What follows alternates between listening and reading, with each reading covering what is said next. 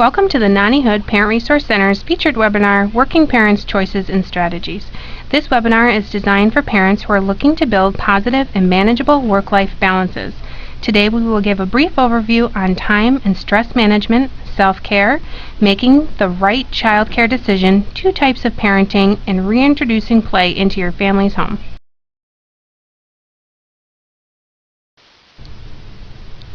So you're ready to go back to work after being off with your children. Congratulations! This is a time of great excitement and transition for your family. Going back to work doesn't mean that your job as a parent is anything less than what it has been up until this point.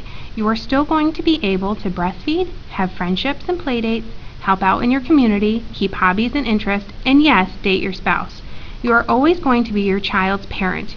You can and will be a fantastic parent and employee.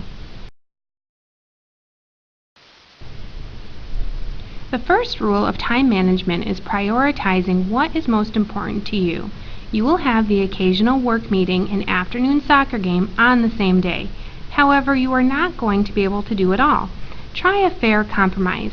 If you are not going to be able to make it to the soccer game, tell your child that after dinner you are going to kick the ball around with them, and that you want to hear all about their game. It won't be like this for every game. Reassure your child that you are always there for them. Most importantly, get organized. This will allow you to maximize the time that you do have. There is nothing worse than wasting time. Think of time just as money. It is a tool and it needs to be budgeted out. Whether you are a working parent or a stay-at-home parent, you know what it feels like to have stress in your life. Stress in small increments can be healthy for us. However, if you are experiencing any of these physical symptoms, it is best that you contact your medical home for a wellness appointment and introduce some self-care back into your life. These symptoms can bog us down and take the energy we need to create a healthy work-life balance. Taking care of yourself is an essential component to a healthy work-life balance. There are many ways you can promote your well-being. Being part of a support group will increase your sense of belonging and inclusion. Exercising and eating well and getting enough sleep every day will give you the energy and mental morale you need to tackle each day. Part of self-care is also maintaining relationships that are close to you. So remember, date your spouse. Whether it is a night out or a movie alone on the couch, that time together will give you both a chance to debrief and catch up on what is going on in each other's lives. Having personal interests will help you feel empowered and confident. You will be able to build social networks and have adult conversations with people that are interested in the same things that you are. Whether it is a book club, going to the gym, or morning coffee with friends, keep up with your interest. Caring for yourself and family does include the environment that you live in. However, you will feel a sense of relief the moment you relinquish the idea of a perfect house. The dishes will always be there, laundry will never end, however the kids will grow up and out. Your time with them is now. You will actually be more productive in house maintenance later, knowing that your family is well cared for now. Now that we have a good plan for taking care of ourselves, let's talk about the kids. Child care is a big decision for parents.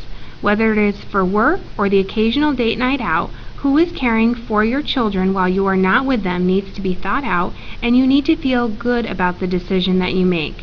Child care should be a place where children learn, socialize, and grow. The transition to child care will be smoother if the parent is happy and content with the decision. Children pick up on their parents' emotions. When they sense the parents are happy, they will be happy. They will build trusting relationships with their caregivers, knowing that their parents are coming right back and that they have left them in good hands. There are many different parenting techniques. However, ultimately there are 2 types of parenting, quality and quantity. Many parents that work outside of the home have a false impression of stay-at-home parents, thinking that they are able to give their children undivided attention and specialized care all day long. In reality, being a stay-at-home parent includes many other components of maintaining the home on top of raising the children. Quantity parenting reflects parents and children being together for long periods of time. However, there is little engagement and bonding. Parents are often consumed with responsibilities pertaining to the home, running errands, or being on electronics. Quantity parenting can include large amounts of gifts or activities into one period of time to compensate for lost or missed time. Quality parenting reflects smaller chunks of time that a parent and child are engaged with each other. There is open and active communication. There is a bond forming. This time is familiar and comfortable for the parent and child to enjoy together. This is time when other distractions are put aside and the moment belongs to just the parent and caregiver. Parents often have time zappers that interrupt or eat up their quality time with their children. Parents can often have feelings of guilt if they are not spending enough time with their children or that they are not the parents that they would like to be. Huge time zappers are electronics. You may have a wonderful afternoon planned at the park, but if you are on your phone for most of the time, you have missed the opportunity to engage in quality time. It is also a waste of time to compare yourself to other people. When you think of some families have it all together, however, very often behind closed doors, they share in the same struggles as you do. To help maintain quality time, it is important to create strong family bonds. This includes asking for help from the supports around you, designating family time that is just for family, not electronics, school friends, or homework, just time for your family to be a family. Strong family bonds include parents who pick their battles. Parents are not fighting with children over which socks they are wearing to school or making beds on the weekends. Parents are supporting their children. They are modeling how to be encouragers and cheerleaders for each other. Through strong family bonds and individual quality time, you will zap sibling rivalry. Help keep stress levels down and bond levels high with not overscheduling or committing yourself or your children to too many activities. The key is quality time between the two of you. That will not happen if you overextend yourself to others. It is essential to keep up with the interest of your children. Parents should know who their kids' friends are, what activities they like to do, what they are watching, and what they are reading. You will end homework hassles if you stay active in their schooling, stay organized, and encouraging.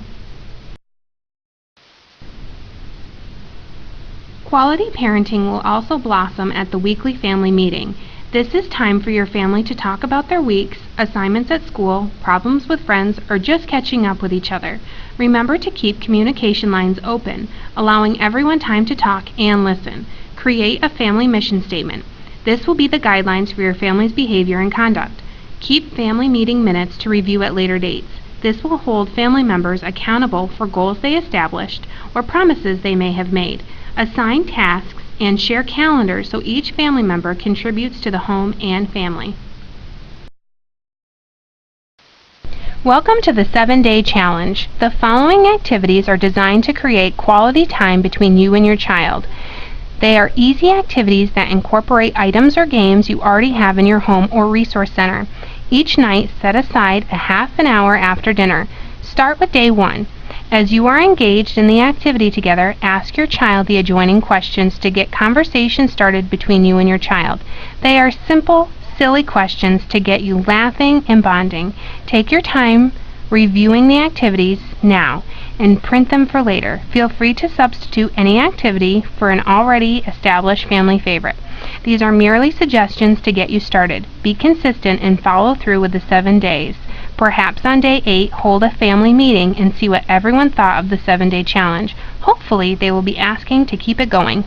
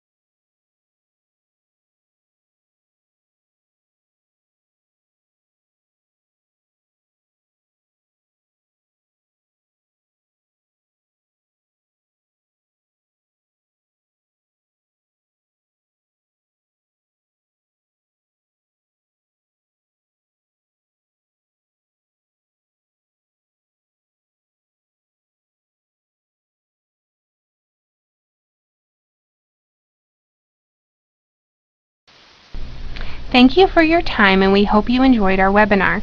Please follow up with these resources that we found helpful. Just by being engaged in researching how to establish a stronger work-life balance, you are on your way to more positive parenting.